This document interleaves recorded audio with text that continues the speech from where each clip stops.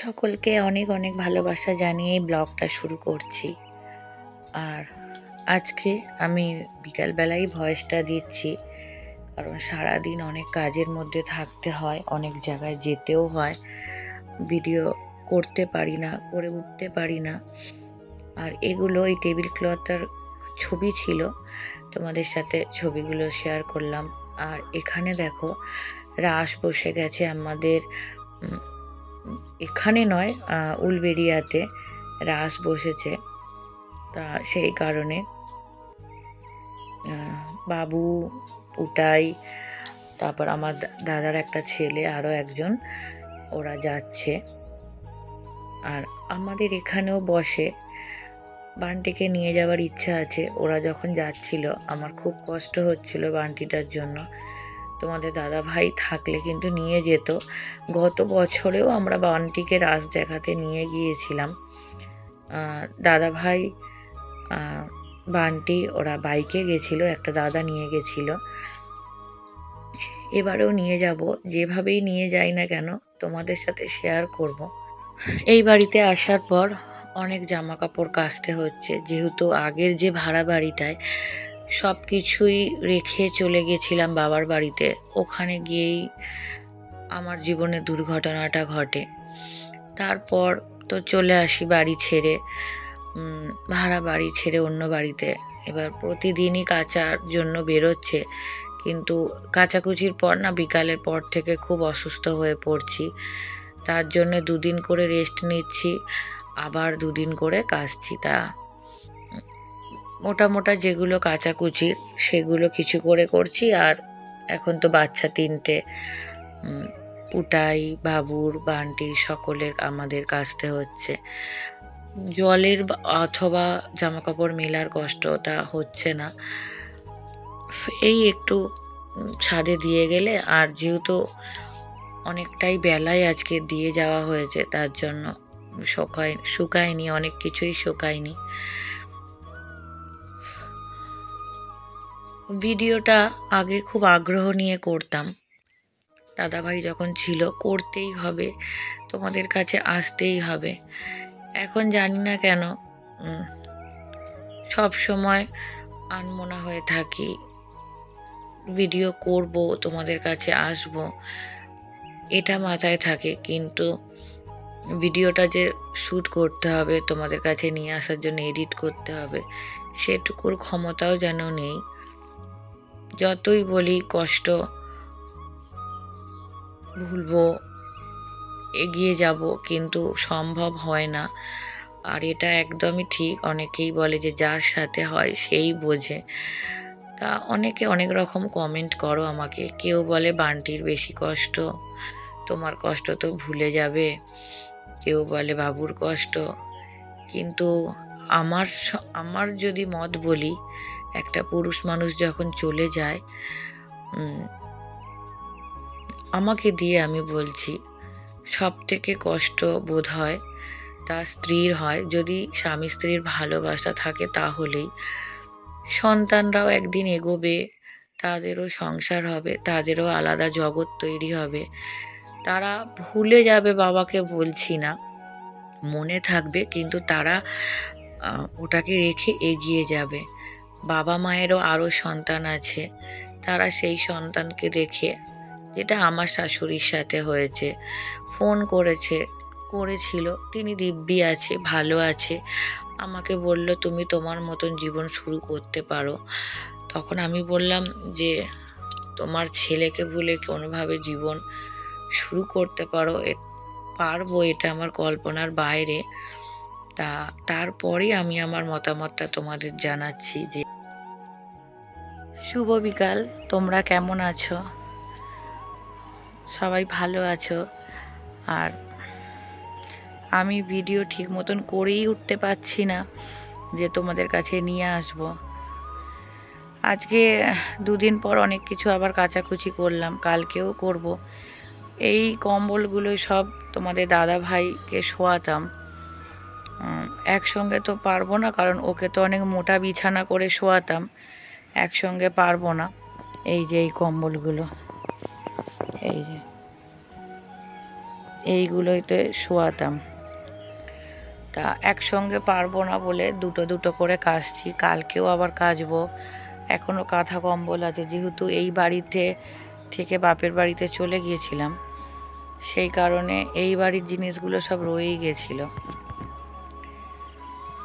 এগুলো সব এবার কেচে কেচে তুলে রাখার পালা।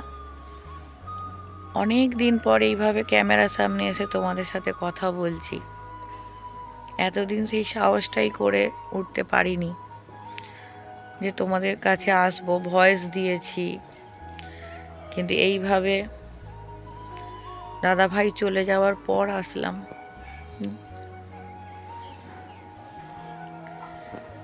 সব কিছুই আছে, তাও মনে হয় যেন সব দিকে ফাঁকা ফাঁকা লাগে।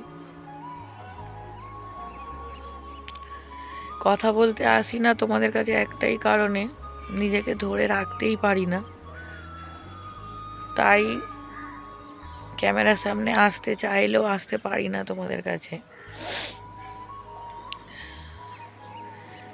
এই একটু আগে খাওয়া দাওয়া করলাম, তারপর চৈতালিকে বললাম চল ভিডিওটা একটু একটু করে করেছি, একটু ভয়েস দেব।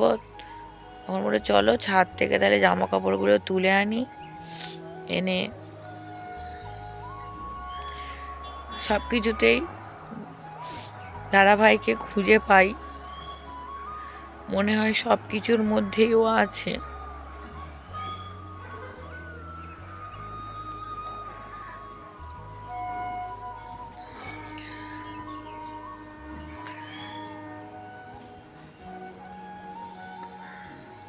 খুঁজে বেড়াই কিন্তু পাই না ওকে আর।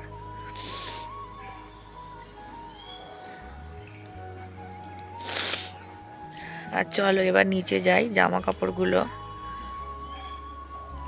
এগুলো তো শুকনো হলো না, আবার কালকে একবার দিতে হবে, শুকনো করে নেব। চলো। এখানে দেখো দুর্ঘটনা আমাদের পিছু ছাড়বে না। আবার একটা দুর্ঘটনা, চৈতালি বাপের বাড়ি থেকে আসার সময় টেকার থেকে পড়ে গিয়ে এইভাবে চোট পেয়েছে, হাতে পায়ে কোমরে, খুবই খারাপ অবস্থা। তাই বলি যে কষ্ট দুঃখ দুর্ঘটনা এগুলো হয়তো আমাদের সঙ্গে সঙ্গী হয়ে আছে। আর এখানে বান্টি সোনাকে পড়তে বসিয়েছি অনেক দিন পর, একটু একটু করে তো ওকে অভ্যাস করাতে হবে, আবার একটু সময় লাগবে। আর ও বাঁ হাতে লেখে, কোনো হাতেই পারে না ঠিক মতন লিখতে, তবু একটু করে লেখে, রেস্ট নেয়। আর ওই পড়তে বসেও কিন্তু ওর বাবাকে খোঁজ, বাবা দুটো গাড়ি দেবে বলেছিল, বাবা দুটো গাড়ি দেবে বলেছিল। ওর কথাগুলো শোনাতাম, কিন্তু বাবুর ফোনে গান চলছিল, তার জন্যই শোনাতে পারিনি। আর হ্যাঁ, না বলা কথাটা এবার বলি, যে আমার মতামতটা, যে একজন পুরুষ মানুষ চলে গেলে বা স্বামী চলে গেলে তার স্ত্রীর বেশি কষ্ট হয়। তার সন্তান তো বন্ধু বান্ধব, তার কাজ, তারও নিজের জগৎ তৈরি হয়। মায়েরও আরও সন্তান আছে, তাদের পেয়ে মাও ভুলে যায়, কিন্তু একটা স্ত্রী সে কিন্তু তার স্বামীকে ভুলতে পারে না। তার সাথে সময় কাটানো, খারাপ সময় ভালো সময়, এমন কিছু কথা আমরা কাউকে বলতে পারি না নিজের স্বামী ছাড়া, সব কিছু ভোলা যায় না। তাই যারা কমেন্টগুলো করছো তোমাদের বলছি, বান্টি সোনারও কষ্ট, বাবুরও কষ্ট, সব মানছি, কিন্তু ওই যে বললে না যে তুমি একদিন ভুলে যাবে, কিন্তু বান্টির কষ্ট চোখে দেখা যায় না। না গো, আমার কষ্টটাও অনেক, সেটা বোঝাতে পারি না, বলতে পারি না। সবাই বলো শক্ত হও সন্তানের জন্য, কিন্তু একবার ধাক্কা খেলে সামলে নেওয়া যায়, যে বারবার ধাক্কা খায় সে কখনো সামলে উঠতে পারে না। আর আমি হচ্ছে এমন একটা মানুষ যে বারবার ধাক্কা খাচ্ছি, বারবার শক্ত হয়ে উঠে দাঁড়াবার চেষ্টা করছি, কিন্তু যেটা নিয়তি আমার সঙ্গে লিখেই রাখিনি, কি লিখে রেখেছে সেটাও জানি না। তাই তোমাদের বলছি যে একটা বাচ্চারও যেরকম কষ্ট হয়, একটা মায়েরও যেমন কষ্ট হয়, একটা স্ত্রীরও কিন্তু একই কষ্ট হয় তার স্বামী চলে গেলে।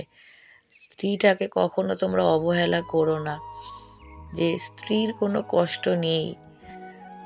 আর চলো এইভাবেই জীবনটা কতদিন কাটাতে পারবো জানি না, না আমিও ওর কাছে চলে যাব।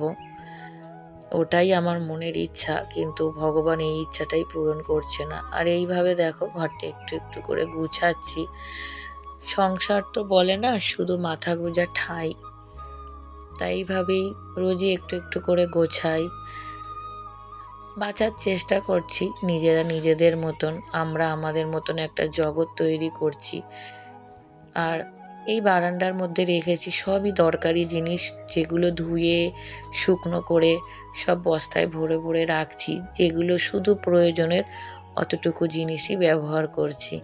আর চলো ভিডিওটা কেমন লাগলো জানিও।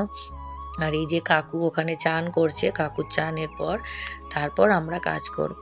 আর ছাদে গিয়েছিলাম, অনেক দিন পর মনে হলো একটু সেলফি তুলি। কতদিন তোলা হয় না। আগে তো সব সময় ছবি তুলতে ভালোবাসতাম, সাজতে ভালোবাসতাম। এখন কবে মাথায় চিরুনি দিই সেটাই ভুলে যাই।